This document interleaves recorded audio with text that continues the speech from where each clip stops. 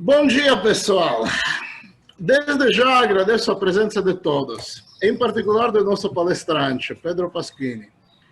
Pedro fez o mestrado e o doutorado aqui na Unicamp, sob orientação de Orlando Pérez e com bolsa FAPESP.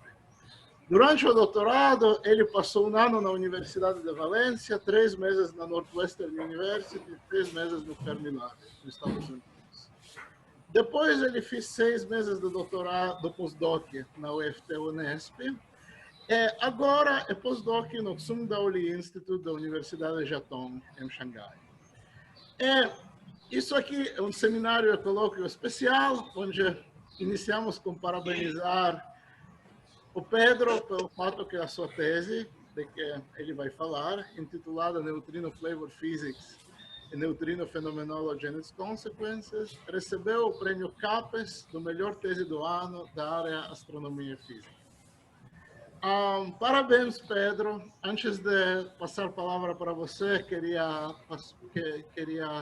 convidar a professora Arlene Aguilardo, chefe do Departamento de Raios Cósmicos e Tecnologias, de falar algumas coisas. Arlene? Bom dia a todos. Eu gostaria de falar algumas palavras para o Pedro, e aí eu vou assumir aqui 2 funções. Uma função de chefe de departamento e também o Marco César, que é o nosso coordenador de pós-graduação. Ele teve um compromisso e ele pediu para que eu representasse a pós-graduação também. Então, Pedro, a gente queria parabenizar em nome do departamento, em nome da pós-graduação, em nome do Instituto, por você ter recebido esse prêmio. Desde 2011 a gente não recebe o prêmio de melhor tese. Todo mundo ficou super contente. A gente sabe que você foi um estudante durante o mestrado, doutorado. Eu acompanhei isso, que frequentava o DRCC todos os dias, participava intensamente de tudo que estava acontecendo no DRCC. Então, realmente um prazer ver que todo o seu esforço, todo o seu trabalho foi reconhecido, você foi premiado, e eu espero que mais prêmios venham na sua carreira, que seja uma carreira de bastante sucesso. Parabéns em nome do Instituto inteiro. Muito obrigado, Giorgio, Cristina, o departamento pelo convite. Então, vou começar a palestra. Bom, eu vou falar um pouco sobre as coisas que eu fiz no meu doutorado, e basicamente foi física de neutrinos e a busca por física além do modelo padrão. Então, vou primeiro começar um sumário do que eu vou falar, só para contextualizar um pouquinho.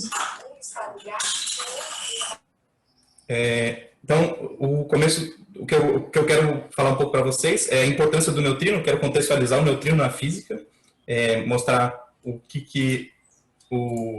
neutrino, a importância do neutrino, porque a gente estuda neutrinos e como ele pode estar influente na nossa vida, ou pelo menos em alguma utilização dos neutrinos na física.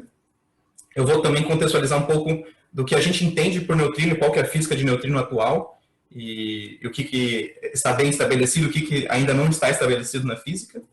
E aí eu vou falar um pouco sobre possíveis interações novas que a gente não conhece ainda com neutrinos, e também um pouco de oscilação de neutrinos e modificações dessa oscilação de neutrinos. E essas 2 últimas coisas foi alguns dos trabalhos que a gente estudou durante o doutorado. Então, para começar a importância do neutrino, eu quis colocar esse slide aqui, mostrando, aqui são 9 logos de 9 experimentos de neutrinos que estão rodando ou estão para ser construídos, só para ter uma ideia de que existe muitos experimentos de neutrinos, e a comunidade científica está, pelo menos a parte de física de partículas, ela está bem voltada para neutrinos, e para mostrar isso mostrar a quantidade de experimentos de neutrinos. Isso não são todos, são só alguns que eu coletei no começo, só para ter uma noção. Então, tem muitos mais, mas todos esses são experimentos bem importantes, experimentos grandes, que demandam dinheiro. Então, tem muita gente financiando neutrinos, e tem um motivo para ter esse financiamento de neutrinos, que é que eles têm um papel importante na física. Então, por que os neutrinos são importantes? Primeiro, os neutrinos são uma das partículas mais abundantes do universo. Provavelmente eles perdem só dos fótons, talvez alguma coisa de matéria escura que a gente ainda não sabe, mas com certeza eles são muito abundantes. Por exemplo, agora, em todo mundo que está assistindo essa palestra, tem 100 trilhões de neutrinos do elétron vindo do Sol e passando por você. E esses neutrinos são criados dentro do Sol e chegam até você numa quantidade exorbitante. São 100 trilhões de neutrinos passando por você a cada segundo. É muito neutrino. E como vocês podem ver, os neutrinos interagem muito pouco. Embora tenha 100 trilhões de neutrinos passando, você não sente nenhum desses neutrinos interagindo com você. Existe também uma radiação cósmica de neutrino, assim como tem a radiação cósmica de fundo de microwave, background radiation, de luz, tem de neutrinos, que também foi criado no começo do universo, e também está em volta de todo mundo aí, os neutrinos passando. E o que a gente sabe é que para cada 700 milhões, para cada próton que existe no universo, tem 700 milhões de neutrinos. Quer dizer, os neutrinos são em muito mais abundância do que prótons e elétrons. E só para contextualizar, essa imagem é da Cosmic Microwave Background, que a gente ainda não conseguiu detectar a radiação cósmica de neutrinos. Embora esse experimento aqui, que é o Ptolemy, está sendo proposto para detectar essa radiação de neutrinos. E você também emite neutrinos, na verdade você emite antineutrinos, a maioria deles, produzidos, por exemplo, o decaimento beta do potássio. Então todo mundo tem ou deveria ter potássio no corpo, e esse potássio pode vir em quantidades radioativas pequenas, mas mesmo assim essas quantidades radioativas pequenas emitem neutrinos, e a estimativa é que durante esse colóquio, assim, mais ou menos 1 hora, a gente produza 10 milhões de neutrinos, que é muito neutrino, embora o número de potássio, a quantidade de potássio radioativo que a gente tem no corpo é baixo. Então o neutrino está em todo lugar, e eles também fazem parte de processos importantes em reações nucleares. Então, eu vou dar alguns exemplos de reações nucleares, e vocês vão notar que essas reações nucleares elas estão sempre associadas com força fraca, justamente porque os neutrinos só interagem, pelo menos até onde a gente sabe, com interações fracas. Então, uma da interação que é bem conhecida é a interação, o decaimento beta, que é basicamente um nêutron se transformando num elétron, num próton e num antineutrino do elétron. E ela é bastante usada em reatores nucleares para gerar energia, ou para captar energia e produzir energia elétrica. O Sol também produz neutrinos, e essa produção de neutrinos vem da fusão de 2 prótons. Eles se chocam, se colidem no Sol e produzem um deutério e emitem um antielétron, que é o pósitron, e também neutrino do elétron. Então, o Sol, majoritariamente, os neutrinos produzidos no centro do Sol é neutrino do elétron. E só uma última curiosidade é que, por exemplo, na medicina tem o PET scan, e eles têm essa reação aqui, que é, por exemplo, o carbono se transformando num D e emitindo um pósitron e também um neutrino do elétron. Então, só um exemplo de 3 reações que o neutrino participa e que estão em todo lugar que a gente vê por aí. Além disso, como os neutrinos eles têm essa interação muito fraca, ele é muito útil para estudar interior de coisas que a gente não tem acesso normalmente. Então, ele pode ser usado para estudar o interior da Terra. Por exemplo, recentemente teve um paper que saiu na Nature, que é tomografia da Terra usando neutrinos. A gente pode estudar o Sol também. Aqui tem uma foto de um experimento chamado Kamiokande, Super Kamiokande, que é a evolução desse experimento Kamiokande, que eles tiraram uma foto do Sol usando neutrinos. A resolução aqui não é tão grande, então esse ponto no meio, na verdade o Sol é muito menor do que esse ponto no meio aqui, mas dá para ter uma ideia que a gente pode usar o neutrino para entender o Sol, o interior do Sol. Isso que é mais interessante. Como os neutrinos eles interagem muito pouco, ele consegue ser emitido do interior do Sol e chegar na gente em pouco tempo, comparado com um raio de luz. Um raio de luz, embora ele viaje na velocidade da luz, se ele é produzido no centro do Sol, ele vai interagir com um monte de coisa dentro do Sol até que ele consiga sair, e aí a gente perde essa informação, demora muito tempo para a gente conseguir obter a informação do centro do Sol, com luz ou com outras partículas, mas os neutrinos, eles viajam sem interagir ou interagindo muito pouco, e aí a gente consegue obter informação do Sol a partir dos neutrinos produzidos no Sol. E também em supernovas, como está começando a astronomia de multimensageiros, as supernovas produzem neutrinos. Na verdade, estima-se que 99% ou mais da energia de uma supernova é emitida através de neutrinos. Isso porque os neutrinos são o que permitem a supernova de explodir, ou pelo menos é isso que a gente entende por enquanto. Eles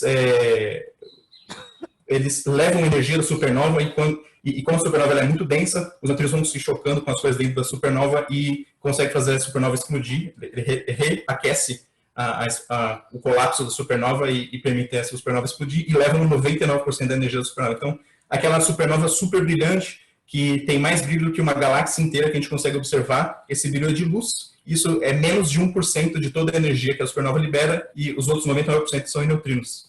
Então a supernova ela emite muitos neutrinos, e se tudo der certo, se os experimentos de neutrinos estiverem rodando quando explodir uma supernova próxima o suficiente, a gente consegue ver um pico, porque os neutrinos eles são emitidos microsegundos antes do processo de explosão finalizar, e como os neutrinos eles interagem muito pouco, eles conseguem chegar aqui antes dos raios de luz da supernova. Então a gente consegue ver um pico de neutrino no nosso detector. Se a gente conseguir apontar para onde esses neutrinos vêm, a gente consegue apontar os nossos telescópios antes da supernova explodir, e a gente consegue ver o processo da supernova explodindo com os neutrinos, graças aos neutrinos. E uma outra utilidade dos neutrinos é monitorar reatores nucleares e até testes de bombas atômicas. Então aqui tem um exemplo desse artigo que ele propôs um detector de neutrinos para monitorar reatores nucleares ou reatores nucleares clandestinos. Se algum país, por exemplo, está construindo um reator nuclear e não divulga para a comunidade mundial, você consegue monitorar isso. Então a ideia é colocar um detector pequeno o suficiente para você mover ele no oceano, mas grande o suficiente para você conseguir dizer a localização do neutrino e dizer o número de neutrinos que está chegando. E esse gráfico mostra a quantidade de eventos com o detector que eles propõem aqui. Então, por exemplo, 1000 neutrinos, ou aqui perto de Angra, no Brasil, tem 2000 neutrinos, porque tem o reator ali. E tem também a possibilidade de você estudar os reatores nucleares, que você, às vezes, tem uma dificuldade de acesso ao que está acontecendo dentro dos reatores, usando neutrinos, porque os neutrinos saem do reator e você mede o número de neutrinos, a energia que os neutrinos estão saindo, e você sabe mais ou menos quanto de urânio, por exemplo, decaiu, fissionou, e você consegue estimar a proporção de elementos químicos medindo os neutrinos. E só para notar, pessoas da Unicamp, esse artigo aqui, ele estuda o reator de Angra, e pessoas da Unicamp participaram da produção desse artigo, que talvez vocês conheçam alguns nomes. E, além disso tudo, o neutrino tem um papel importante na cosmologia. Então, ele é criado, assim como todas as partículas, a gente supõe que foram criadas no começo do universo. Então, aqui tem uma breve história do universo. E os neutrinos também foram criados no começo do universo. Aproximadamente 1 segundo depois que o universo foi criado, os neutrinos param de interagir com o resto do universo, então eles propagam livremente. E aí quando foi criada a radiação cósmica de neutrinos. Mesmo assim, eles continuam tendo um papel importante na evolução do universo. Por exemplo, quando houve a criação da Cosmic Microwave Background, os neutrinos ainda eram 10% da energia no universo, e à medida que o universo foi evoluindo, eles ainda têm um papel importante, por exemplo, na formação de estrutura. Então, entender os neutrinos também é entender como o universo evoluiu e chegou aonde ele está agora.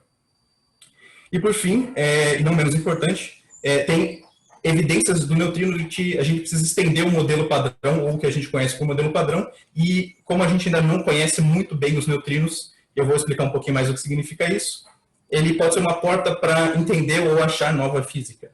E, em especial, como os neutrinos não têm massa, no modelo padrão, uma nova física que a gente detecta é que os neutrinos têm massa não zero, e isso exige uma extensão do modelo padrão. E a massa dos neutrinos a gente entende hoje que ela é muito pequena. Tem aqui um gráfico da massa dos neutrinos. Dá para ver a massa aqui. Note que no eixo X está em escala logarítmica. Então, a menor massa que não é de neutrinos é do elétron, em torno de MeV. E os neutrinos estão muito abaixo. Então, os neutrinos têm 6 ordens de grandeza menor de massa do que as outras partículas. E se você for ver, são 12 ordens de grandeza. Então, isso gera a pergunta: por que as massas dos neutrinos são tão baixas? Será que tem algum mecanismo, é diferente o mecanismo de geração de massa das outras partículas dos neutrinos? A gente não sabe ainda, mas isso pode ser um indício de uma física nova. Então, vou falar um pouco sobre o contexto do neutrino no modelo padrão. E para isso eu preciso explicar um pouco o que é o modelo padrão.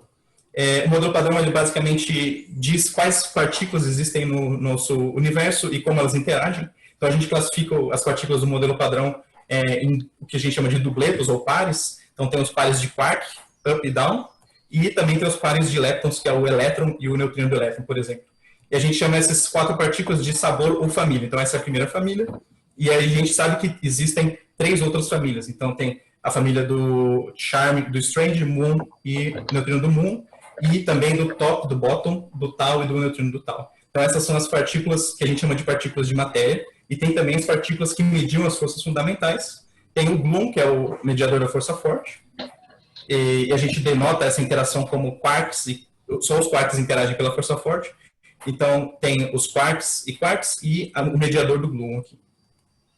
Também tem a interação eletromagnética mediada pelo fóton, e a interação do fóton é partículas que têm carga. A gente tem uma partícula que tem carga aqui, outra partícula que tem carga e o fóton interagindo.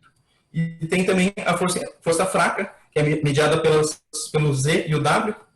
E essa é, na verdade, a única força, a única interação que os neutrinos sentem. E ela tem uma peculiaridade: quando o W está envolvido, ele transforma uma partícula em outra partícula e o W. Então, aqueles decaimentos beta acontecem justamente por essa propriedade, onde o elétron, por exemplo, se transforma num neutrino, ou um nêutron se transforma num próton, e você tem a emissão de neutrinos e elétrons. Ainda tem o Higgs, que foi recentemente descoberto. Mas o que eu vou falar aqui é essa última linha, que é o neutrino do elétron, o neutrino do muon e o neutrino do tal. São esses três neutrinos aqui.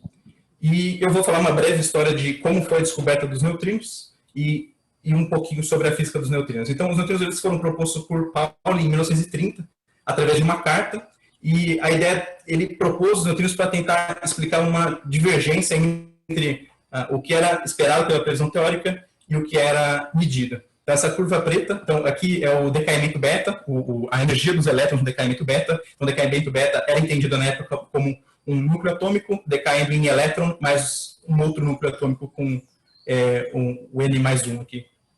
E o gráfico no eixo Y é o número de eventos, e no eixo X tem a ver com a energia que o elétron é emitida. E no decaimento em dois corpos, que era o entendido na época, você espera que a energia do elétron, o momento do elétron, seja um ponto só. Você não tem um espaço de fase suficiente para emitir um contínuo de energias do elétron. Mas o que era observado é que, na verdade, essa linha preta era um contínuo de energias, e o limite dele era justamente a previsão teórica que eles obtinham. E a solução do Pauli é falar, talvez tenha uma partícula a mais aqui, que a gente não consegue observar, e é por isso que a gente tem mais espaço de fase para deixar o espectro do elétron contínuo. E demorou muito tempo, só em 1956, o Rines e Cohen detectaram os neutrinos, demorou 26 anos para a detecção de neutrinos, e essa detecção rendeu o prêmio Nobel para eles. Mais tarde, em 1962, o Leon Lederman e mais um pessoal, ele descobriu que, na verdade, não existiam só neutrinos do elétron, mas existia um outro neutrino que interagia um pouco diferente do neutrino do elétron. Ele estava sempre associado com o muon, e foi a descoberta do neutrino do muon. E apenas em 2000, que foi a primeira detecção do neutrino do tal, o pessoal já suspeitava que existia neutrino do tal, por causa da simetria de elétron, muon e tal. E o interessante é que, como os neutrinos do tal são muito difíceis de observar, essa primeira detecção do neutrino do tal teve apenas 4 eventos. Então, isso mostra a dificuldade de detectar neutrinos, em especial neutrinos do tal, que eu vou falar um pouco mais para frente. E aí eu comentei que os neutrinos do tal eles têm física além do modelo padrão, e eu quero explicar o porquê que essa física é além do modelo padrão e o que isso é importante para a gente. Então, no modelo padrão, eu mostrei aquelas partículas lá, mas o que eu não contei é que cada fermo daquelas partículas, elas possuem partículas de mão esquerda e direita. Exceto os neutrinos. Os neutrinos não têm partícula de mão esquerda, de mão direita no modelo padrão. Então, um exemplo, só para ser um pouco mais técnico, o que a gente tem são elétrons left e elétron right, e aquele dupleto, aqueles pares que eu comentei, a gente pode colocar, por exemplo, o elétron e o neutrino no mesmo multipleto. E o que o mecanismo de Higgs faz, ele conecta a parte left e a parte right através da massa das partículas. Então, aqui está um exemplo bem simples de como que acontece o mecanismo. A gente monta a interação de Yukawa, tem o dupleto, o Higgs também é um dupleto de SO2, então ele também tem componente o Higgs carregado e o Higgs zero, e quando a componente zero adquire um valor esperado do vácuo, por causa da quebra de simetria, a gente tem, no caso dos elétrons, por exemplo, componentes elétron, e isso é um termo de massa que conecta left e right. Os neutrinos não têm neutrino right no modelo padrão, pelo menos não no tradicional modelo padrão, e isso faz com que neutrinos não tenham massa no modelo padrão. O problema surge lá por 1985, ou pelo menos o começo do problema, e quando eu digo problema é um problema positivo para a física, porque são dados experimentais que não corroboram com a teoria, é que em 1965, esse Davis Experiment em Homestake, detecta 46% menos eventos esperados de neutrinos solares. Então, um experimento que ele media neutrinos vindos do Sol, e a televisão teórica, o que era medido, era detectado quase metade. E aí as pessoas ficam se perguntando, será que o problema é na teoria do Sol? Será que é no experimento? Ou será que tem alguma coisa por trás? Então, eles criaram outros experimentos para verificar isso. Então, tem o Kamiokande e a evolução dele do Super Kamiokande. E também tem o experimento SNO. E o que esses experimentos mostraram, e ganharam um Nobel por causa disso, é que eles confirmaram o déficit encontrado pelo experimento de Homestay. Eles mostram que neutrinos atmosféricos, eles oscilam, e eu vou explicar um pouco o que é oscilação, mas só para explicar o que são neutrinos atmosféricos, são neutrinos criados de interações de partículas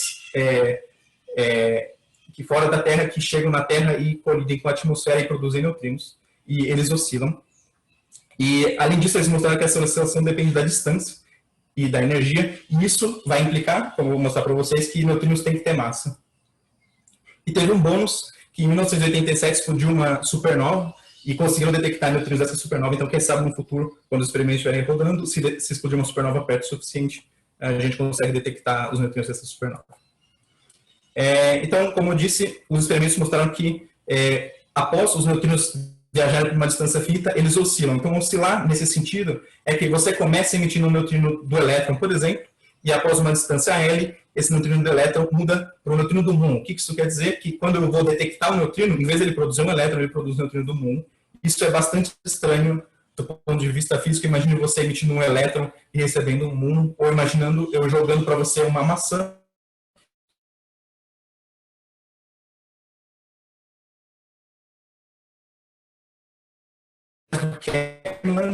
Que mostram bem essa oscilação. Tem experimentos anteriores a esse, mas esse mostra muito bem a oscilação. O Kamiokande, ele é um detector de neutrinos de reatores. Então, tem vários reatores numa região, eles colocam um detector no meio dessa região e detectam neutrinos vindos de lá. E no eixo Y é a probabilidade do antineutrino do elétron continuar sendo um antineutrino do elétron. E no eixo Y, no eixo X, tem a distância percorrida pelo elétron, a distância média, porque os reatores não estão exatamente na mesma distância do reator, e a energia do antineutrino do elétron emitida, dividido pela energia do antineutrino do elétron. E dá para ver muito bem uma oscilação no padrão. Então, essa oscilação depende do L, da distância, dividido pela energia do neutrino. E a explicação mais simples, e que explicam todos os dados experimentais que foram obtidos até agora, é que neutrinos têm massa, se misturam e oscilam por causa disso. Então, vamos passar para explicar o que significa essa oscilação de neutrinos, e vocês vão ver que só precisa de, pelo menos para entender o básico da oscilação de neutrinos, é preciso só de mecânica quântica básica. Então, o que eu vou fazer para simplificar é supor que tem 2 neutrinos em vez de 3, e que a massa dos neutrinos são diferentes, e essa hipótese é importante. Então, isso significa que pelo menos um dos neutrinos tem que ter massa zero para eles serem diferentes. E que, vamos supor, além disso, que os neutrinos, quando eles são criados como uma combinação coerente de estados. Assim como na mecânica quântica você pode criar estados em uma combinação coerente de propagação do Hamiltoniano, os neutrinos também vão ser criados como essa combinação coerente. Então, um exemplo é o pion mais decaindo em muon, mais emitindo o neutrino do muon. E aí o que a gente entende é que, por uma distância zero, o neutrino do muon é essa combinação de neutrino 1 e neutrino 2, e tem esse ângulo de mistura entre esses 2 neutrinos. E a propagação é feita pelo Hamiltoniano. Se o neutrino está livre, como ele interage muito pouco, ele sempre está praticamente livre, e ele tem uma massa muito pequena, a gente sabe. Então, esse Hamiltoniano é praticamente relativístico, ele é um momento mais massa ao quadrado sobre 2 vezes o momento, e o momento, como a massa é pequena, é praticamente a energia do elétron, então já aparece um sobre energia aqui. E a gente propaga esse neutrino. Então, se a gente começou com esse neutrino zero, uma combinação de estados, em L a gente propaga com o Hamiltoniano. Como a gente usa geralmente HT para fazer essa propagação, mas os neutrinos são ultra-relativísticos, T é aproximadamente a distância, então a gente pode escrever ele dessa forma aqui. E para cada neutrino a massa vai ser diferente, e a gente obtém esse resultado para o neutrino propagado uma distância L. E notem que o que aparece aqui é a massa ao quadrado, dividido pelo momento. O momento é praticamente energia. E isso vai fazer toda a diferença para a gente. Por quê? Porque quando a gente calcula a probabilidade do estado neutrino muon ser medido após ser propagado, a gente faz, como usualmente na mecânica quântica, o quadrado da amplitude, e a gente obtém essa equação muito simples aqui, para a probabilidade do neutrino do muon se manter sendo um neutrino do muon. Então, duas coisas que eu quero notar aqui é que se tem esse ângulo de mistura aqui, que se for zero não tem oscilação, então as bases precisam ser diferentes, e se as massas forem iguais, também não tem oscilação, porque esse termo também é igual a zero. E uma outra coisa interessante de se notar é que isso é uma primeira aproximação de dois neutrinos, como tem esse seno ao quadrado aqui, eu não sei se M1 é maior que M2 ou M2 é maior do que M1, só por essa equação aqui. E eu queria enfatizar de novo que isso acontece porque as bases de propagação do neutrino e de produção do neutrino são diferentes, e isso, a consequência disso é que eles oscilam, eles mudam de sabor, eles mudam como a gente detecta eles depois que eles se propagam. Uma maneira mais pictórica, mas que eu acho interessante de visualizar isso, é através de um equivalente clássico, por exemplo, dois osciladores harmônicos com a mesma frequência. Então, vamos supor que eu tenho dois osciladores harmônicos, essa bolinha azul é um oscilador harmônico, essa outra bolinha azul é outro oscilador harmônico, e eles estão na mesma frequência e em fase, e eu chamo isso dois osciladores harmônicos em fase de neutrino do elétron, e ao mesmo tempo eu chamo esses dois osciladores com a mesma frequência fora de fase de neutrino do muon. E, na verdade, o que acontece se esses osciladores eles tiverem uma pequena defasagem na frequência de oscilação é que, à medida que eles vão, que a gente deixa o tempo evoluir, eles vão ficando fora de fase ou em fase de novo. Então, é isso que a gente coloca aqui. É a mesma oscilação, só que agora eles têm essa pequena diferença de oscilação. Então, eles começam como neutrino do elétron, por exemplo, vão ficando fora de fase e se tornam neutrinos do muon. E aí eles continuam propagando e eles retornam em fase de novo, que é o neutrino do elétron, as bolinhas azuis. Então, é mais ou menos isso que está acontecendo no caso da oscilação de neutrinos. É um pouquinho mais complicado, porque são mais osciladores, vamos dizer assim, e a propagação é um pouquinho diferente, e depende da energia e tudo mais, mas é uma boa maneira de visualizar. O que a gente sabe hoje, então, dos neutrinos? A gente sabe que existem pelo menos 3 neutrinos, pode ser que existam mais, mas a gente não sabe disso ainda. A gente sabe que a massa dos neutrinos é menor do que 0,2 elétron-volts, então muito baixo. A soma da massa é 0,2. A gente sabe que os neutrinos produzidos por corrente carregada, eles são uma combinação de estados coerentes de neutrinos. Então aqui o exemplo de novo, o neutrino do muon é uma combinação e o que dá a proporção de combinação é o que a gente chama de matriz de mistura. E a princípio ela é unitária, mas a gente tem que testar essa hipótese. A princípio ela é 3x3 porque são 3 neutrinos, e se ela for 3x3, a gente pode descrever ela com 3 ângulos de Euler e uma fase de violação do CP. E a gente já mediu muitas coisas dos neutrinos, a gente já mediu a diferença de massa entre o neutrino 2 e 1, que é 7 vezes 10 a menos 5 elétron-volts ao quadrado. A gente já mediu o módulo da diferença de massa entre 3 e 1, que é 2,5 vezes 10 a menos 3 elétron-volts ao quadrado. E a gente mediu alguns ângulos de mistura. O ângulo de Euler θ 1,2 é 34 graus, o ângulo de Euler θ 2,3 é 45 graus e o ângulo θ 1,3 é aproximadamente 9 graus.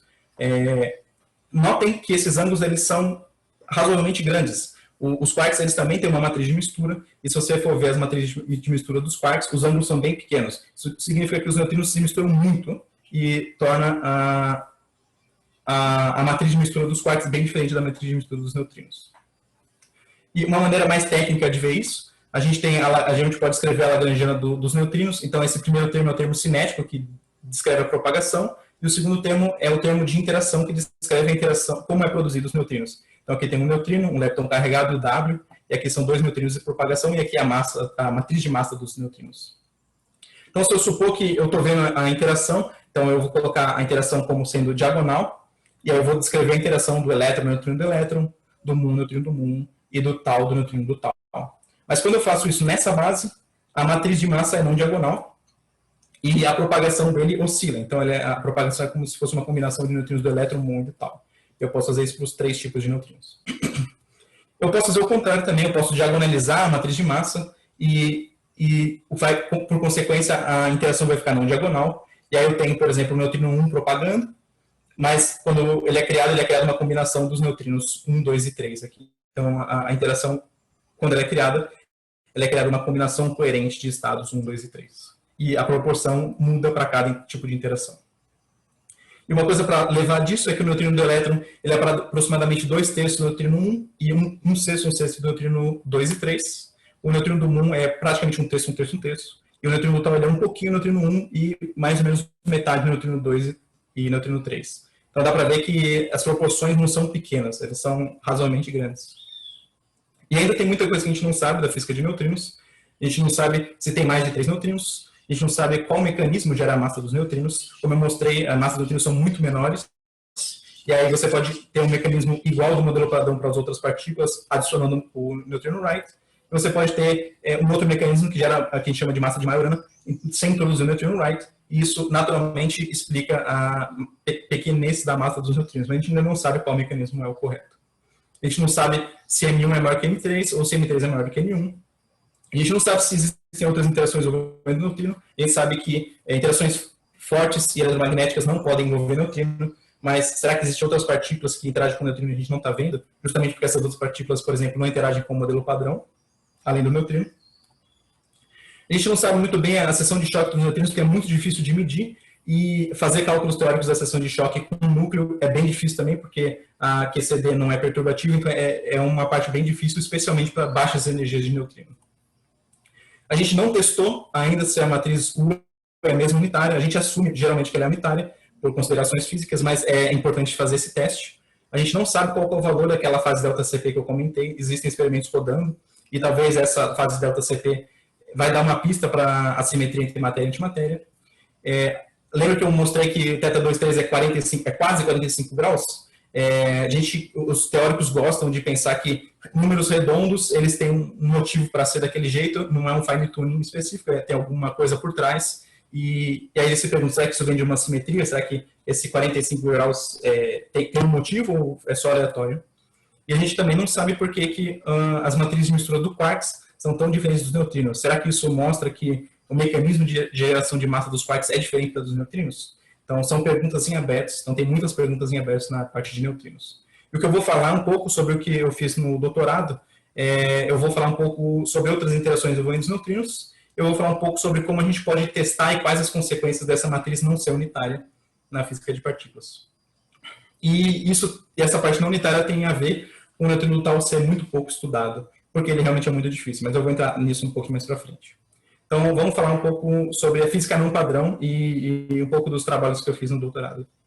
Então, em 1933, então, um pouco depois do que o Pauli propôs neutrinos, o Fermi, que também ganhou o prêmio Nobel justamente por modelar a força fraca, ele mostrou que a seção de choque do neutrino com o núcleo, naquela energia que ele estava lidando, é 10 a menos 44 centímetros quadrados. Isso é muito pequeno. Para ter uma ideia de comparação, a radiação gama, que é conhecida por ser bastante penetrante, ela tem 10 a menos 23 centímetros quadrados. Ou seja, 21 ordens de grandeza de diferente. Então, a seção de choque dos neutrinos é 21 ordens de grandeza, uma coisa que a gente sabe que é muito penetrante. Só para ter uma ideia, a gente precisa de 1 ano de luz de chumbo para detectar neutrinos, né? É claro que o que a gente faz é jogar um monte de neutrinos em vez de jogar um neutrino por vez. Mas será que existem outras interações além da interação fraca? E se eles interagem tão pouco, como é que a gente testa esse tipo de coisa? Então, para formalizar a pergunta, eu escrevi aqui a lagrangiana hipotética de uma interação. Então, tem aqui os neutrinos interagindo com um escalar ou com um pseudo-escalar. Então, pseudo-escalar eu coloquei o gama 5 aqui. E tem as constantes de acoplamento G e H aqui. E uma maneira de testar se existe essa interação ou não é usando o decaimento de mesons. Os mesons têm um canal de decaimento que é lepton carregado e neutrino. E o diagrama de Feynman ele é dado por isso aqui. O meson emite um W que decai para lepton e neutrino. Esse W pode ser virtual. E essas interações aqui elas são proporcionais à constante de Fermi ao quadrado. Se eu adiciono essa interação, eu tenho que adicionar um outro gráfico, que é o mesmo gráfico de antes, só que agora aquele neutrino pode emitir um escalar e um outro neutrino. E agora esse neutrino aqui ele vai ser virtual, e essa interação, por causa dessa nova interação que a gente obteve, vai ser proporcional a esse G ou H ao quadrado aqui. Então, só que o mais interessante disso é que esse primeiro gráfico aqui é um decaimento em 2 corpos. Lembra que eu comentei que o decaimento em 2 corpos, o momento no centro de massa da partícula-mãe, o momento do elétron ele é fixo, e ele é fixo, ele é dado por essa quantidade aqui. Então, no experimento, você vai ver, isso aqui é um gráfico de uma simulação, parte vermelha e a parte preta são os dados experimentais, do decaimento de Coulombs parados. No eixo Y tem o número de eventos por megaelectronvolt, e no eixo X tem o momento medido do elétron emitido por esse Coulomb, do muon emitido por esse Coulomb. Então, os Coulombs decaindo em muons. E aí você tem um pico aqui de energia, justamente dado por essa quantidade aqui, que é 236 megaelectronvolts, como esperado. Tem essa outra parte contínua aqui, que tem a ver com a correção radiativa, assim como o lepton carregado ele também interage com fótons, você pode ter um diagrama muito parecido com aquele que eu mostrei, só que em vez de um escalar sendo emitido por neutrinos, é um fóton emitido por leptons. Isso gera um espectro contínuo que é observado também. É justamente porque você tem mais partículas finais e você tem um espaço de fase mais livre para você ter mais energias para os leptons. E, de fato, o decaimento radioativo ele é muito parecido com o decaimento do Ki, e a gente pode escrever a equação de uma forma bem simples. Tem o primeiro termo, que é a correção zero, então o gama zero é a correção zero, e ele é centrado na energia do pico do lepton, e você tem a correção radiativa, que depende da energia do lepton, e você tem essa correção vinda da interação do Ki quadrado, dessa partícula escalar nova. E essa constante de interação aqui, ela tem a ver com aquelas constantes de interações que eu mostrei na Lagrangiana aqui. E no nosso trabalho foi a primeira vez que foi utilizado o espectro, porque você pode integrar essa equação aqui e calcular a constante total e medir no experimento, e ver a teoria e o experimento, e tirar limites para essas constantes. Mas hoje em dia tem experimentos mais modernos que são muito precisos na medição desse espectro, e aí a gente decidiu usar esse espectro em vez da constante de decaimento total. E aí o que a gente faz com essas equações? Comparar com os dados experimentais. E quando a gente compara, a gente obtém esses dois plots. Então, essa parte verde aqui é para o decaimento total do lepton, e a parte amarela tem a ver com o espectro do decaimento. E dá para ver que o espectro ele é bem mais preciso. E um outro detalhe é que a gente também incluiu pela primeira vez a massa dessa partícula escalar aqui. E a gente conseguiu melhorar esses bounds, esses limites, nessas constantes de acoplamento aqui, mais ou menos uma ordem de grandeza do que tinha antes. Uma outra coisa que eu queria comentar é sobre a unitariedade da matriz de mistura. E a suposição da unitariedade é uma suposição ad hoc, porque a gente está colocando os neutrinos como uma base, né? Só que a gente não conseguiu testar isso, se é verdade. Por exemplo, se existirem outras interações além daquela interação fraca, pode ser que mude a forma como a gente escreve aquela produção de neutrinos, ou será que tem uma outra física que a gente não conhece e, portanto, a matriz não é unitária e a gente não sabe por quê. E é uma hipótese necessária que a gente precisa testar. E, além disso, a gente não pode simplesmente tomar como verdade, a gente tem que ver quais as consequências da matriz não ser unitária, por exemplo. Então, uma maneira de ver as consequências dessa unitariedade é supor um modelo específico que gera essa não unitariedade. Então, uma maneira de fazer isso é adicionar outros neutrinos. Então, em vez de ter só 3 neutrinos, tem N neutrinos, e a gente assume que essa matriz de fato é unitária, justamente por formar a base. Só que se esses neutrinos, além do modelo padrão, tiverem uma massa maior do que o experimento consegue produzir, esses neutrinos não são criados, e o que a gente tem é que uma matriz N por N, se a gente tinha que ser pequenininho, não N maiúsculo, ela pode ser descrita por uma matriz unitária que forma todo o contexto da matriz de neutrinos. Só que o que a gente acessa experimentalmente é justamente essa parte 3 por 3, que ela não necessariamente é unitária. Então, a matriz maior é unitária, mas só a 3 por 3 é acessível pelo experimento, que consegue produzir os neutrinos, e ela é uma maneira de gerar uma unitariedade. E também é possível mostrar que, para essa matriz 3 por 3, a gente pode reescrever ela de uma maneira esperta, onde você pode colocar para fora a parte unitária, que a gente conhece e já mediu, e adicionar 6 novos parâmetros com essa outra matriz aqui, que é triangular. Então, tem bastante parte dela que é zero. E esses 3 elementos diagonais, eles são reais. E só esses 3, esse primeiro triângulo aqui, é acessível em experimentos que a gente tem usualmente, que é o neutrino do elétron indo para muon, ou o neutrino do muon indo para elétron, ou sobrevivendo. E o mais importante ainda é que esse alfa-1 e alfa-2,2 eles vão medir a normalização do número de neutrinos. Isso a gente não conhece bem, justamente por não conhecer bem a seção de choque. Então, na verdade, o parâmetro principal vai ser esse alfa-2,1 aqui, que pode ser complexo, então ele tem uma fase. Então, o que a gente mostrou é que, por exemplo, em oscilações de neutrino do muon para neutrino do elétron, a probabilidade que eu mostrei antes, ela é modificada um pouco, ela é modificada desse jeito aqui, e esse S aqui é essa multiplicação de estados aqui. Mas o principal para tirar é que vai aparecer esse termo aqui proporcional a alfa 1 quadrado, e esse termo está proporcional à probabilidade de sobrevivência, ou seja, neutrino do elétron mantendo-se neutrino do elétron, e ele vai dar 1 quando a distância percorrida é 0. Então, essa não unitariedade da matriz de mistura faz com que tenha efeitos de distância 0. Além disso, tem esse novo parâmetro complexo que pode imitar a fase ΔCP que o experimento pode querer medir. Então, aqui tem um exemplo dessa probabilidade de oscilação para 3 diferentes parâmetros. Então, a curva preta é quando todas as fases são 0, então ΔCP e a fase do alfa-2,1 vai ser 0. Ela tem essa forma aqui. A curva vermelha é quando o ΔCP é 3π/2 e o alfa-2,1 ainda é 0, então ela é bem diferente da curva preta, mas a curva azul, o ΔCP é 0 e o alfa-2,1 é diferente de 0 e ele consegue ser muito próximo da curva vermelha. Então, embora a ΔCP seja 0, que nem a curva preta, ela tem um comportamento muito parecido da curva azul, da curva vermelha. Então, o experimento pode confundir uma fase com a outra. Então, o que a gente fez foi simular um experimento, o experimento T2K, que tem a ver com o K, é do Kamiokan que eu comentei antes, e o T é um acelerador que emite neutrinos para esse experimento de Kamiokan. Então, o que a gente faz é comparar os eventos preditos com os eventos medidos, e você obtém uma curva de Q quadrado, que é essa curva aqui. E como é que a gente faz para tirar a sensitividade na fase de ΔCP? Então, a gente, por exemplo, assume que a fase real é menos 90 graus, por exemplo, e a gente fita o nosso modelo com um parâmetro livre aqui, assumindo, por exemplo, que é unitário.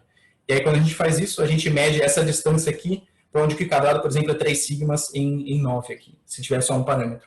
E aí a gente mede a distância no eixo X, que bate com esse gráfico aqui, e obtém a sensitividade no ΔCP. O que acontece é que se a gente assumir que tem a não unitariedade e fazer o fit com esses parâmetros também, essas curvas elas ficam completamente flat. Ou seja, essa diferença de Q quadrado é sempre muito próxima de 0 e você não consegue tirar sensitividade nenhuma na fase ΔCP justamente porque os parâmetros se confundem. As curvas são praticamente, o que a gente mede é praticamente igual para diferentes parâmetros. E uma solução que a gente propôs é usar experimentos de distância curta para medir aquele alfa-2,1, então você tem que saber muito bem o espectro de neutrinos emitidos, ou usar experimentos com energias diferentes. Então tem essa proposta de experimento MUDAR, que é Muon Decay at Rest, que tem uma energia diferente da energia desse T2K, e aí se você combinar os dois experimentos, as curvas para energias diferentes não batem com deltas, aquela fase do alfa-2,1 diferença. Então você consegue distinguir muito melhor e você consegue recuperar a sensitividade de novo. E a última coisa que eu queria falar é sobre o neutrino do tal e a unitariedade. Então, se a gente não impor nenhum modelo, como é que a gente consegue testar essa unitariedade? Tem que verificar essa soma da matriz de mistura. E é difícil de você verificar essa soma porque a gente precisa acessar o neutrino do tal. Então, é uma soma nos sabores de neutrinos, esse alfa é elétron e tal, e eventualmente a gente vai ter que medir o neutrino do tal. E é muito difícil de você produzir neutrinos do tal, e também é muito difícil de detectar neutrinos do tal. Isso porque a massa dos neutrinos do tal, o tal, ele tem 1.8 gigaelectronvolts, e sempre que você produz ou detecta, você tem que estar gerando ou convertendo tal. Isso faz com que a massa seja um limitante. A gente precisa de uma energia maior para gerar ou converter esse tal, e altas energias significa você ter menos neutrinos produzidos, e para neutrinos é muito difícil detectar se tem poucos neutrinos. Além disso, o tal ele decai muito rápido, então mesmo que a gente produza um tal no detector, ele é difícil de ser identificado, porque 10 a menos 13 segundos ele decai tão rápido que o detector não consegue perceber que é um tal, e aí a gente tem que detectar os produtos de equipamento, e é difícil de diferenciar do background. Mas tem um experimento que a gente analisou, que chama DUN, Deep Underground Neutrino Experiment, que também tem colaboração com a Unicamp, e eles têm neutrinos do tal energia suficiente. Então, os taus, eles são produzidos nesse tipo de experimento quando a energia do neutrino é acima de 3,5. Isso porque lembra que precisa da massa do tau, a energia é suficiente da massa do tau, só que essa massa do tau é no centro de massa entre a colisão de neutrinos e do núcleo. Então, na verdade, se você mudar de referencial, você precisa de uma energia de 3,5 gigaelectronvolts para o neutrino conseguir produzir esse tau no detector. E o DUNE tem, embora, se vocês notarem aqui, o fluxo de neutrinos, o eixo Y é logaritmo, então está no finzinho do espectro do experimento. Então, existe neutrinos do tau, mas tem poucos neutrinos comparado com o total de neutrinos que o experimento pretende produzir. E dá para ver também a curva azul, o neutrino do muon. Então, ela é muito maior do que as outras curvas. Então, o melhor candidato para detectar neutrinos do tau é justamente a transição entre neutrino do muon para neutrino do tau. E a probabilidade, nesse caso, em primeira ordem, como a gente não vai ter muito evento, ela é dada por essa quantidade aqui. Então, o seno ao quadrado do θ que eu mostrei antes, como é transição, não é 1 menos, mas é só a parte dos senos aqui. E aí aparece a diferença de massa entre o 3,2, a distância percorrida e a energia. E a gente simulou esse experimento usando algumas suposições. Por exemplo, que 30% dos eventos do neutrino do tau colidindo com argônio, que é o alvo do DUNE, produzem taus com hadrons, e esses taus conseguem ser identificados. Então, a gente está supondo que eles podem ser identificados, e a gente conversou com o pessoal da colaboração, eles acham que 30% é uma estimativa razoável. A gente também supôs que tem um background de corrente neutra, também a gente consegue identificar bem a diferença. E a gente, para fazer essa simulação de como é a reconstrução de energia do tau, a gente usou um software de neutrinos chamado Gini para simular e reconstruir essa energia. E o que a gente obteve é que, assumindo todas essas coisas, a gente consegue 200 neutrinos esperados do tau, e isso é bastante coisa em termos de neutrino. Lembra que o neutrino do tau foi descoberto com 4 eventos, então 200 eventos, ainda mais para neutrinos do tau, é um número razoável, e a gente pode comparar com o experimento e, de novo, ver qual que é a sensitividade nesse parâmetro θ muon tau aqui. Então, nesse plot, no eixo Y tem a diferença de massa θ 3,1 ou θ 3,2, e no eixo X tem a variável de ângulo de mistura. E também a gente comparou com a sensitividade do mesmo experimento para os ângulos de mistura, por exemplo, o θ muon, o muon se transforma no neutrino do elétron, ou o neutrino do muon se mantém no neutrino do muon. Então dá para ver que esses ângulos, para os outros neutrinos, tem muito mais neutrino produzido e é muito mais sensível. Eles têm uma sensitividade muito melhor, porém ainda existe alguma sensitividade para o ângulo de mistura do tau. Porém, a gente está conseguindo medir esse ângulo de mistura. E isso vai ser uma medição feita pela primeira vez no DUNE, quando ele for lançado. Isso significa que a gente pode construir, medir pela primeira vez a unitariedade da matriz de mistura de forma independente de um modelo. E se a gente reescrever aquela soma lá que eu mostrei em termos desses senos, para ele ser unitário, ele precisa obedecer essa relação aqui, ó, o seno de θ ao quadrado de 2θ mu tau, mais o seno ao quadrado de 2θ mu e, menos o seno ao quadrado de 2θ mu mu, ele tem que ser igual a 1. E o que a gente previu é que, se de fato for igual a 1, o DUNE consegue precisar isso com 6% de precisão. O que é uma coisa boa para uma primeira medição, e é uma medição que nunca foi feita antes, então, quem sabe no futuro eles conseguem fazer. Então, só para finalizar, já está acabando o meu tempo aqui, eu queria só apontar as conclusões do seminário. Primeiro é que eu espero que tenha ficado claro que os neutrinos eles possuem uma importância muito grande na física atual e futura, então tem muitos experimentos de neutrinos futuros que estão sendo construídos.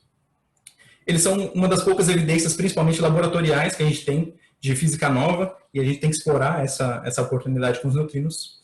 E isso significa que tem muito a ser estudado, tem muita questão em aberto em neutrinos, tem muita coisa para ser feita ainda. E eu mostrei também que dá para colocar limites em interações não padrão, neutrinos usando o decaimento de mesons. Também mostrando que o DUNE, por exemplo, pode testar a unitariedade de forma independente de modelo. E a gente tem que tomar cuidado porque a não unitariedade da matriz de mistura, se ela estiver lá, ela pode confundir nossas medidas, por exemplo, da fase ΔCP, que é um dos objetivos de muitos experimentos. Por fim, eu queria agradecer a Unicamp, o GEFAM, o financiamento da FAPESP, do CNPq, a CAPES, também as outras agências financiadoras que proporcionaram todo o suporte que eu precisava para fazer o meu doutorado. Então, muito obrigado a todos e é isso. Muito obrigado para esse seminário, muito bom.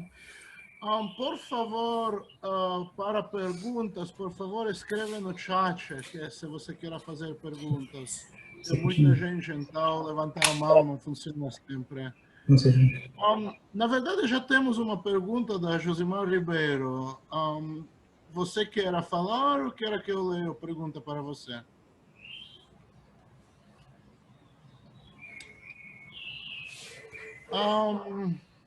Josimar Ribeiro está perguntando: o neutrino pode ser usado para estudar buracos negros, já que ele interage pouco? Eu acho que é muito mais difícil, porque o buraco negro, mesmo interagindo pouco, ele não consegue sair do buraco negro. Então, não dá para estudar o interior do buraco negro. Então, com os neutrinos, pelo menos, não dá. E o disco de acreção, que é uma possibilidade de emitir neutrinos, por exemplo, eu acho que vai ter muito mais luz do que neutrinos. Então, eu suponho, nunca vi essa possibilidade, mas eu suponho que outros métodos devem ser mais eficientes do que neutrinos. Ok. Rodrigo Benavides, por favor, se unmuda. Oi. Me ouvem? Sim. Podemos ouvir. Oi. Sim. Oi, tudo bom, Pedro? Parabéns pelo seminário, viu? Bem legal. Deixa eu perguntar, pergunta bem de quem não é da área de física de partículas, né? Mas tem outras partículas que oscilam ou que podem oscilar, que nem os neutrinos fazem, assim, alguma partícula pode ter esse tipo de comportamento também? Sim, na verdade, a oscilação de neutrinos ela foi proposta antes de ser detectada pelo Pontecorvo, e ele estava pensando em analogias com outro sistema que é o Coulomb neutro. Então, o Coulomb neutro ele também pode oscilar para Coulomb neutro e anti-Coulomb neutro. Então, sim, tem exemplos disso na física que são anteriores, na verdade, ao neutrino. Uhum. Tá, beleza. Ok, tem outra gente que queira fazer perguntas?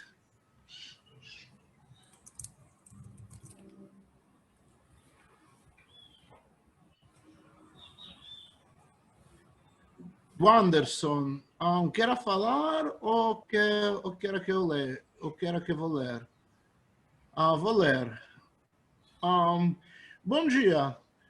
Como os neutrinos podem nos informar o que ocorre no interior das estrelas, se eles não interagem com nada? A informação não exige interação? Sim.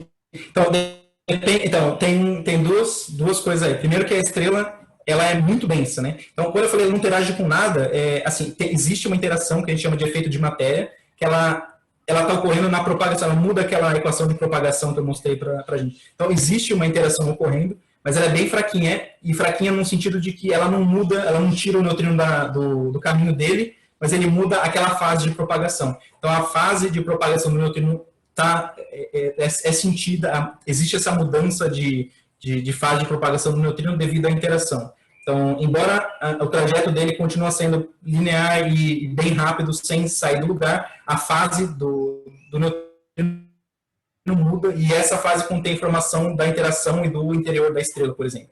Em supernovas, elas são muito mais densas ainda, principalmente quando elas estão colapsando. E nesse caso, os neutrinos conseguem ficar presos dentro da estrela. E, inclusive, tem um negócio chamado neutrinosfera, que é até onde o neutrino consegue se propagar. Então, ele, lá, mesmo sendo muito fraco, como é muito, muito denso, ele ainda tem essa interação. Então, traz informações também da estrela, da supernova. Então, foi uma simplificação do problema. Existe essa interação que causa uma mudança no neutrino, sim.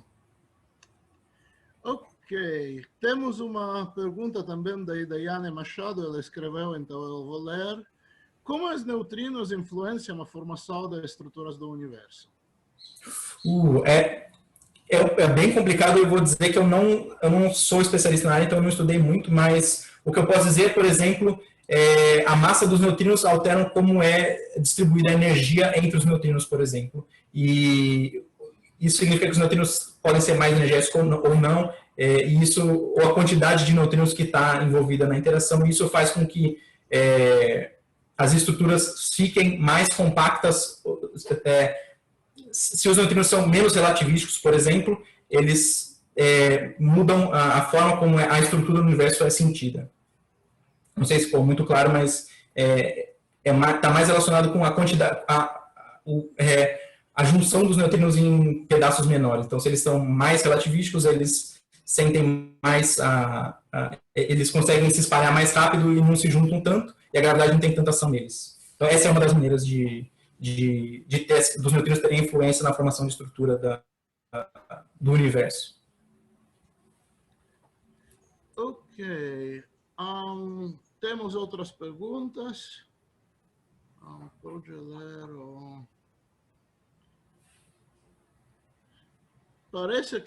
Parece que não temos. Última chance. Temos. Letícia Rosa. Como é possível identificar um neutrino de supernova? Bom, o neutrino de supernova, primeiro que a detecção dele ocorre igual a de neutrinos normalmente, né? Então, a princípio, o neutrino detectando no detector é igual a outros neutrinos, que basicamente é um neutrino colide com um núcleo atômico, por exemplo, e produz um lepton carregado, e esse lepton carregado deixa um rastro no detector, por exemplo, no Cherenkov, que é o neutrino propagando mais rápido que a luz no meio, e você detecta essa luz. Só que aí vem a pergunta, como é que eu sei que esse neutrino não é de supernova ou ele veio de outro lugar, por exemplo, da Terra, né? O que acontece é que a supernova ela produz muito neutrino. Então, no seu detector vai ter, sei lá, o número basal de neutrinos que você espera, que pode ser 0, por exemplo. E se uma supernova explode, ela libera muitos neutrinos muito rapidamente. Então, você vai ver o seu detector quase sem neutrino, de repente um pico de detecção de neutrinos. E aí você vai falar, o que pode no universo produzir um pico de neutrinos desse tamanho tão rápido? Provavelmente uma supernova. E aí você vai apontar a direção desses neutrinos e você vai ver que naquele lugar que você está apontando, provavelmente vai ter uma supernova ou já teve uma supernova. E aí você sabe que esses neutrinos provavelmente, muito provavelmente, na verdade, vieram daquela supernova. Então é uma maneira de identificar o neutrino de supernova, é ter esse pico de eventos muito rápido acontecendo no seu detector. Temos pergunta de Bruno Torres. Ele acho que pode falar. Olá, Pedro. Primeiramente, parabéns pelo prêmio e parabéns obrigado pela apresentação, foi muito esclarecedora. Eu queria perguntar sobre a natureza do neutrino ser Majorana ou Dirac. Eu sei que existe uma proposta de detecção da natureza de Majorana no neutrino via double beta decay, neutrino double beta decay. Mas eu nunca ouvi qual seria uma proposta análoga para verificação positiva na natureza de Dirac do neutrino. Então, seria algo análogo à detecção de neutrinos estéreis, eu imagino. Mas você tem alguma coisa... Existe alguma proposta nessa direção? Na verdade, mesmo se a gente detectar neutrinos de estéreis, não necessariamente os neutrinos são de Dirac, né? Pode ser que você consegue construir um modelo que existem neutrinos estéreis e neutrinos de Majorana. Então, não é tão simples. Na verdade, realmente, o neutrino less double beta decay, você só consegue dizer se ele é de Majorana se você detectar o sinal. Se você não detectar, você não consegue dizer se ele é ou não de Dirac. Realmente isso é bem difícil. Na verdade, eu acho que eu não conheço nenhum experimento. Bom, tem um experimento que é aquele Ptolemy que eu falei. Se a gente detectar a radiação cósmica de fundo, é predito que neutrinos de Dirac e de Majorana você vai detectar mais ou menos neutrinos dependendo de qual que é a natureza do neutrino. Então, se a gente conseguir detectar essa radiação cósmica de neutrinos, e dependendo de quantos neutrinos a gente detectar, a gente vai saber se eles são de Majorana ou não. A dificuldade disso é porque a diferença entre a característica ser Majorana ou ser Dirac, ele é sempre proporcional à massa do neutrino, e a massa do neutrino é muito pequena. E nos experimentos que a gente tem, geralmente, a energia do neutrino ela é muito maior que a massa, então efeitos de massa são geralmente suprimidos. A oscilação é um caso especial, mas ela é insensitiva, você não consegue diferenciar se é Majorana ou neutrino só pela oscilação, se é Majorana ou Dirac só pela oscilação. Então você precisa de experimentos de massa, de energia muito baixa, e ter energia muito baixa, primeiro, é difícil de produzir neutrinos de energia muito baixa, e segundo, que é difícil de detectar neutrinos de energia muito baixa.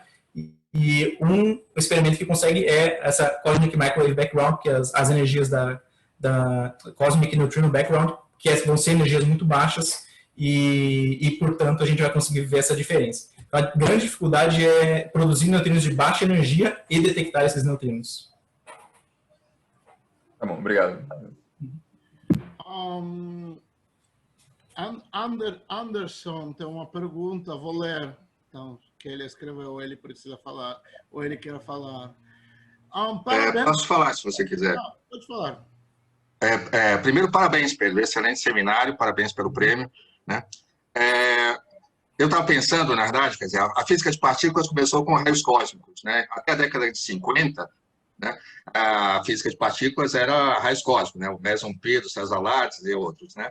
A física de neutrinos também começou, na verdade, com a parte de neutrinos solares, né? Da falta dos neutrinos e tal, né? E agora vem o Dune, né? Que vai fazer um experimento muito preciso, né? Quer dizer, vai acabar, na verdade, a parte de física de partículas, quer dizer, os experimentos de neutrinos solares vão, né, perder a função, ou ainda tem física para esses experimentos? Você ainda vai ter a parte de outras áreas, né? Outras áreas, mas não a parte de física de partículas, né? A parte de astrofísica. Você sempre pode imaginar que, por exemplo, tem várias propostas. Eu acho que acabar é difícil. É que pode ser que a comunidade fale assim: existem perguntas que são mais urgentes de responder do que melhorar a precisão de neutrinos solares. Pode acontecer. Mas você pode supor, por exemplo, que tem matéria escura que é trazida no Sol e essa matéria escura decai em neutrinos e emite neutrinos e a gente consegue medir. Tem propostas de medir neutrinos vindos de colisão de matéria escura dentro do Sol, por exemplo. Ou tem um experimento recente, aquele Zenon Manton, ele viu um pico no espectro bem abaixo de energia, e a gente, inclusive, colocou um artigo que você pode tentar explicar esse pico de energia, baixas energias, usando neutrinos solares interagindo com o detector e produzindo neutrinos estéreis de massas de kV, 50 kV. Então, a princípio, eu posso sempre, é sempre possível criar uma teoria que possa envolver neutrinos. Neutrinos de supernova também, imagina-se que vai existir, se a gente conseguir detectar essa supernova, alguma supernova próxima com neutrinos, vai trazer tanta informação que vai talvez até revolucionar a física de neutrinos e de supernovas. Então, neutrinos tanto solares como no universo, eu acho que eles sempre vão ter um papel, pelo menos no futuro próximo, vai continuar tendo uma importância para a física, sim. Não sei se eu respondi a pergunta. Sim, obrigado. Temos pergunta de Anderson Souza, que eu vou ler, se ele não quer falar. Quais são as limitações experimentais atuais para a detecção direta dos neutrinos cósmicos do fundo? E claramente, parabéns pelo prêmio, obrigado pelo colóquio. Obrigado. A limitação não tem tantos neutrinos, embora eles sejam em grande quantidade. Lembra que neutrino ele realmente precisa de ser muito, muito produzido. Então, essa é a primeira dificuldade, tem poucos neutrinos, menos do que a gente gostaria que tivesse, de neutrinos da radiação cósmica de neutrinos. A segunda dificuldade é a energia. Então, a energia desses neutrinos é bem baixa, porque o universo foi expandindo e foi diminuindo a energia média dos neutrinos nessa radiação. E a seção de choque ela acaba não sendo tão forte, e quando o neutrino consegue interagir, ele dá pouca energia porque ele tem pouca energia, na verdade, né? Então, detectar essa pouca energia transmitida pela reação é muito difícil. Então, você precisa ter um detector que tem uma precisão muito boa. Além disso, o que o pessoal consegue fazer são detectores com tritium, e tritium é muito caro. Então, o alvo do detector também é muito caro e tem pouco na Terra. Então, tem essas limitações de energia, quantidade de neutrinos e quantidade de material para detectar.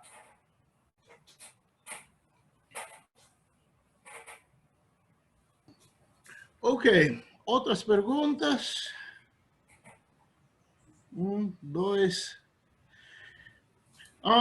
Parece que não temos outras perguntas. Então, quereria que todo mundo parabenizar uma outra vez Pedro, e também do lado dos outros departamentos orientadores, Orlando, o orientador Pedro.